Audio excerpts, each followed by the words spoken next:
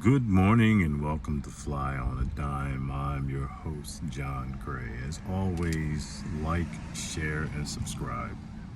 Let's get some heavy on the subscriptions. A heavy hand on the subscriptions. So I'm in Oklahoma City and I'm in a parking lot. And I'm in a parking lot waiting for a business to open. One of the few places that I go to outside of a track where I actually feel at home, at ease, and at peace. Even when the service is not the greatest. But I'm sitting in front of Guitar Center and I'm waiting for it to open. I just like to look. I like to try basses out.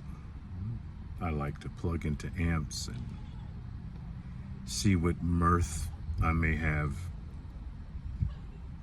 But unfortunately, there's not a lot of places in Oklahoma to choose from that sell basses and bass amps and heads. I used to walk from 14th Street to the Village, and I would walk to 32nd Street Guitars. I don't think that's there anymore. And I would sit and play. I actually had an opportunity to listen to Ty Wakenfield practice while she was in there one day.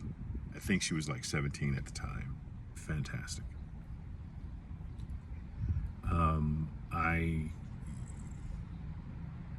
What was that bass show? It was some bass show that all basses in the world would get together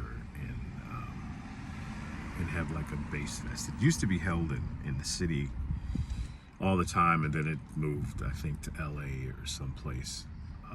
And I had an opportunity to meet Chuck Rainey and Leland Sklar and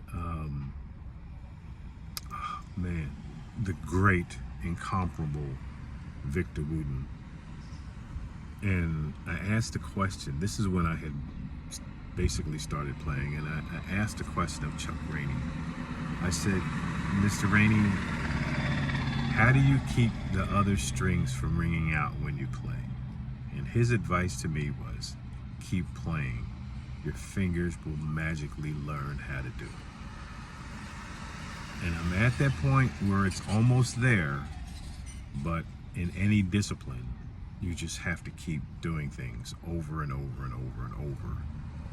I don't think I'm quite at the 20 hours mastery yet, 20,000 hours of mastery yet, but it's soon come. I don't play in a band. I play for myself, and when I get something in my head, I try to articulate it from my brain to my fingers and then out with its vibration into the world or the room that I'm in. And it's just something that I enjoy doing. So what am I ultimately saying? I'm ultimately saying, find that thing or those things that you enjoy doing and do them. It could be riding motorcycles, it could be collecting old cars, it could be fixing cars, it could be playing bass, it could be playing the piano, it could be writing that novel that you've had stuck in your brain and just haven't do it. It could be that movie script that you've been mulling over for the last 15, 20 years. It could be in the kitchen coming up with something that is just so bloody good tasting. I encourage everyone that sees this to get out there and go do your thing, and don't worry about what anyone else says, thinks, or does. Do your thing, because you're doing your thing for you. Peace and blessings to all.